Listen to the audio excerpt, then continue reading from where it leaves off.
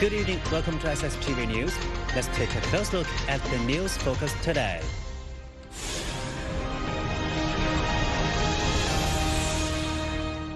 Nearly 40,000 purchasers signed up for the third China International Consumer Products Expo. Zafaruddin Mahmood shared his views on the Boao Forum for Asia.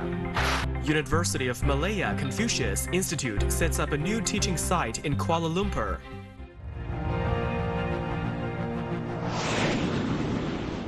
The third China International Consumer Products Expo, or Hainan Expo, has completed the invitation of businesses and exhibitors.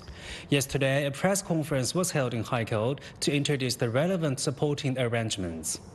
During the Hainan Expo this year, Haikou will open 12 special lines. 60 catering areas will be set up outside the exhibition halls. The whole catering area reaches about 2,250 square meters, which is expected to meet the needs of about 20,000 people a day. Haikou also plans to organize the International Consumption Week event to further boost the shopping atmosphere with the effect of the expo.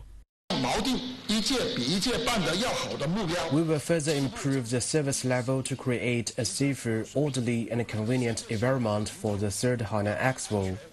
Up to now, a total of nearly 1,800 brands have registered into international exhibition area.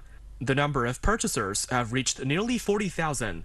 During the expo, various institutions and departments will provide consultations to introduce Hainan's preferential policies, enabling more people to know about the island's development opportunities.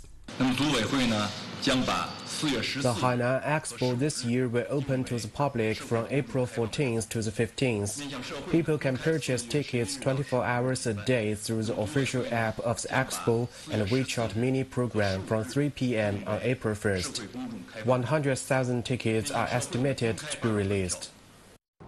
Yesterday, the press conference of the 2023 China State Congress at Nanfang Agricultural Silicon Valley Forum was held in Hainan Province.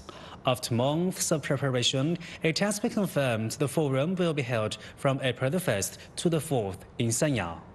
With the concept of rejuvenation of China's seed industry, rise of Nanfang Silicon Valley, the forum aims to conduct high-end discussions and build an exchange and cooperation platform, and will issue an action plan for the rejuvenation of China's seed industry.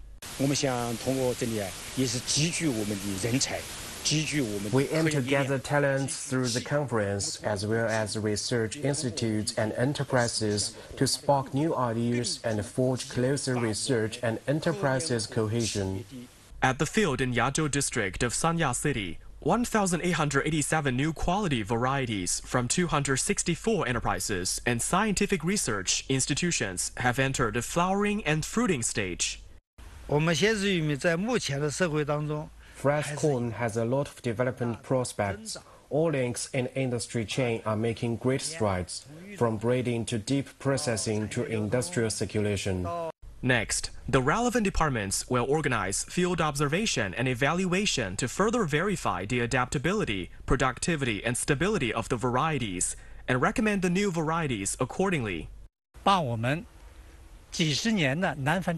Decades of achievement can be showcased at our display base, and via trial planting, we can screen out the best new varieties and then promote them locally or to the mainland.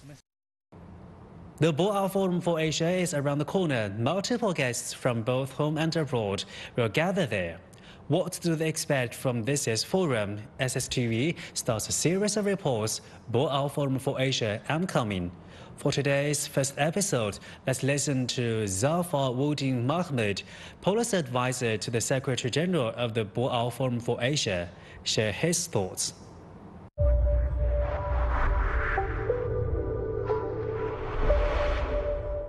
Boao Forum for Asia, I'm coming.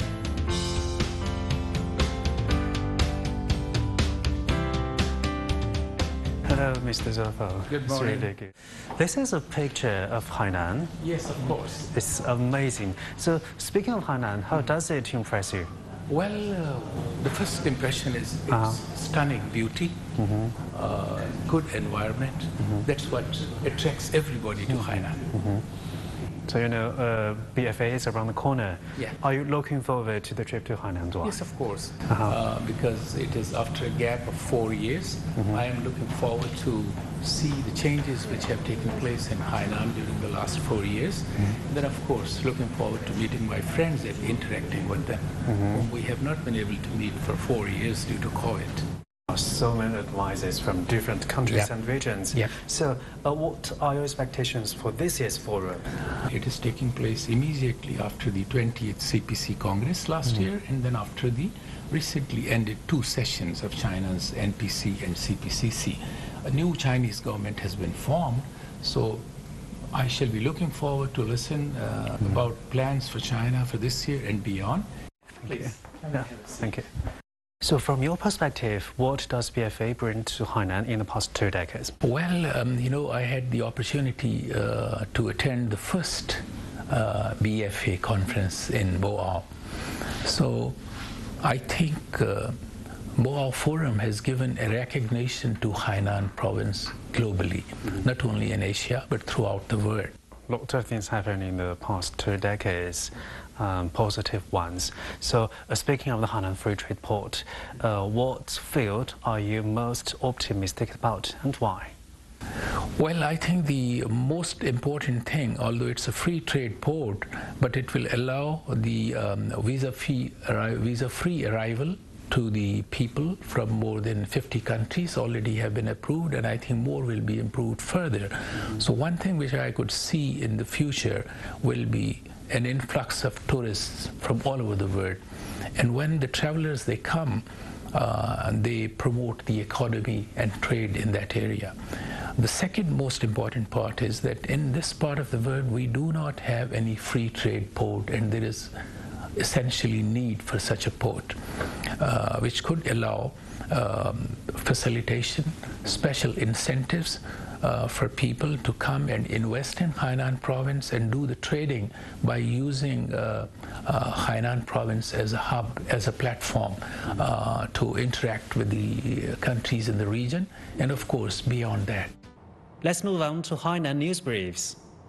On March 22nd, the Boao New Power System International Forum was held in Boao, Hainan Province. With the theme of promoting green and low-carbon energy development, experts and scholars shared opinions on the construction of a new type of power system. In recent years, Hainan has promoted the construction of a new electric power system and built itself into a smart grid demonstration province covering power generation, transmission, distribution, and use in 2021. Next, Hainan plans to accelerate the construction of a distributed smart microgrid in Wuzhishan City and form a zero-carbon diamond zone in Qiongzhongli and Miao Autonomous County. On March 22nd, the 2023 China County Economic Development Conference was held in Haikou. It consists of a main forum, a promotion conference, and 5 special promotion events on culture and tourism, agriculture, digital economy, special industries, and female entrepreneurship. The conference has attracted more than 1,000 enterprises and governments of nearly 100 cities and counties from the country, with a total intended investment volume reaching almost 3 billion yuan.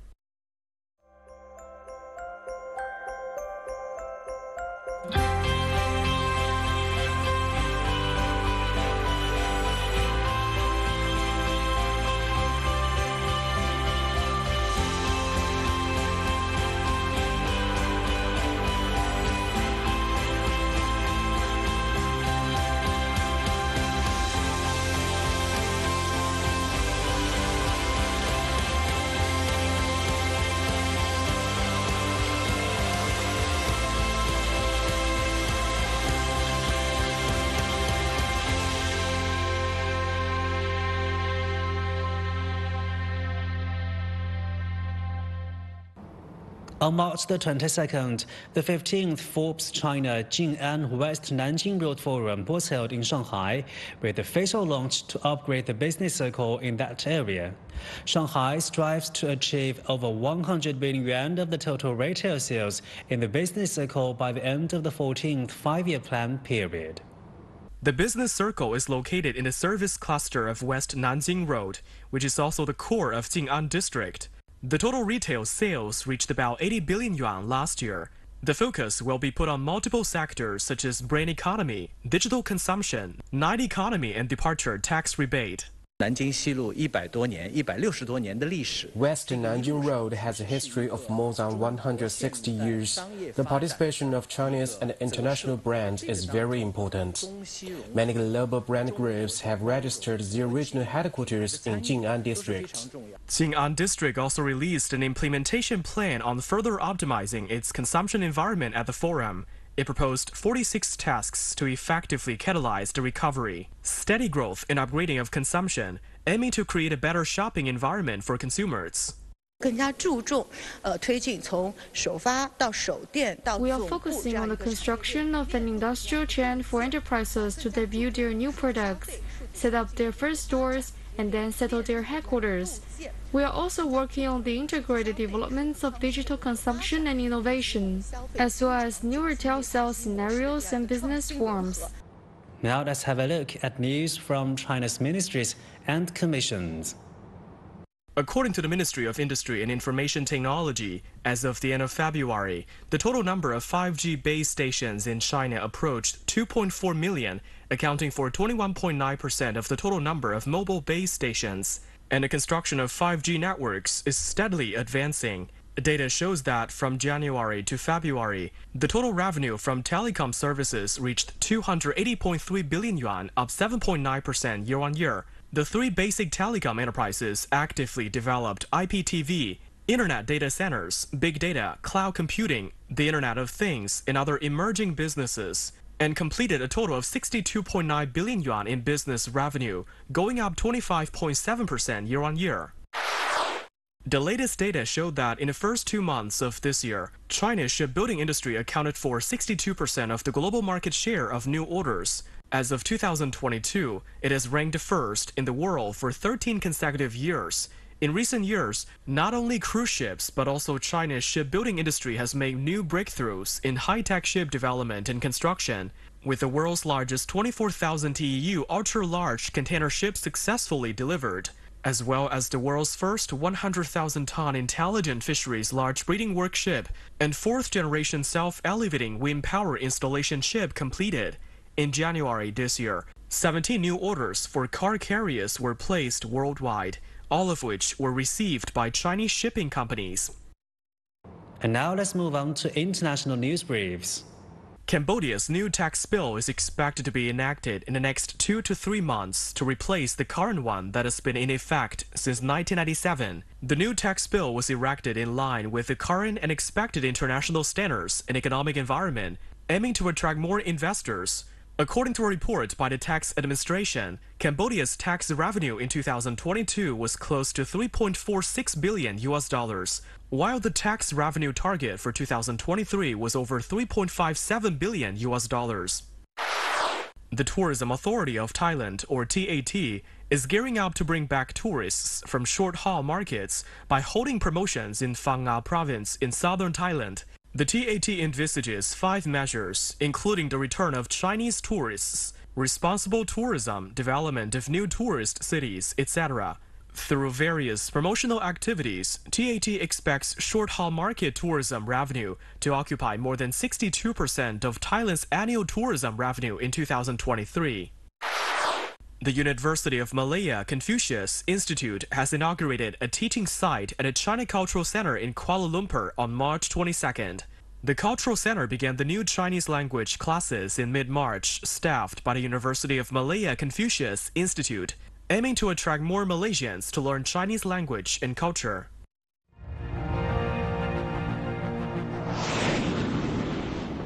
Please download the Sstv app from App Stores to keep updated. Before we wrap up the day, let's enjoy the view of Hainan's urban landscape. That's all for today's news. Thank you for watching. Good night.